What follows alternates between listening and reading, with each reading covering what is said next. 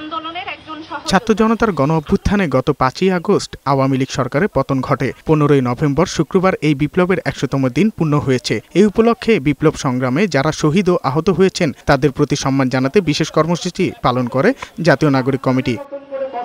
ঢাকায় কেন্দ্রীয় শহীদ মিনারে ছাত্র জনতার অভ্যুত্থানের 100 দিন জুলাই গণহত্যায় দায়ী আওয়ামী লীগের বিচার এবং শহীদ পরিবার ও আহতদের পুনর্বাসনের দাবি জানানো হয় এই নাগরিক সমাবেশে। এতে জাতীয় নাগরিক কমিটির বিভিন্ন থানা কমিটির প্রতিনিধি, মায়ের ডাক সংগঠনের প্রতিনিধি ও কেন্দ্রীয় সদস্যরা অংশ নেন। নতুন করে যেন কোনো ফ্যাসিস্ট আর উত্থাপন না হয়, আর কোনো অভ্যুত্থান না ঘটে, তার জন্য আমরা সব সময় একত্রিত থাকার চেষ্টা করব।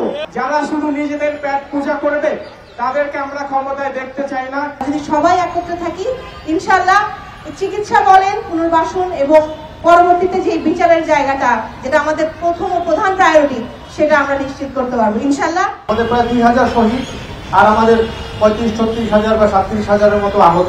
40,000 মানুষের দায়িত্ব নিতে কত টাকা লাগে? এই টাকা কি আমাদের কাছে নাই? রাষ্ট্রের কোষাগার কি এতই খালি হয়ে গেছে?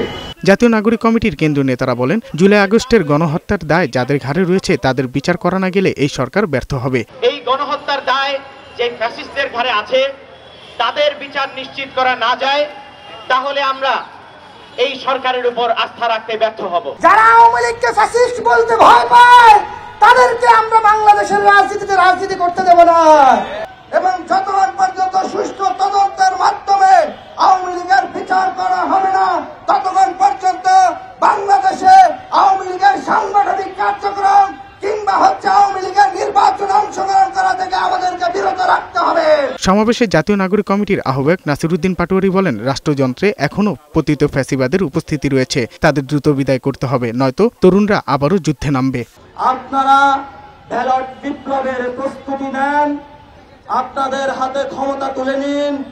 এই ক্ষমতার মাধ্যমে আগামীর যে ব্যালট বিপ্লব হবে, সেই বিপ্লবে এই সকল লুটেরা, চাঁদাবাজ, মাস্তান, মাফিয়াতন্ত্র, পরিবারতন্ত্র, তাদেরকে বাংলাদেশে তাদের কবর রচনা করুন।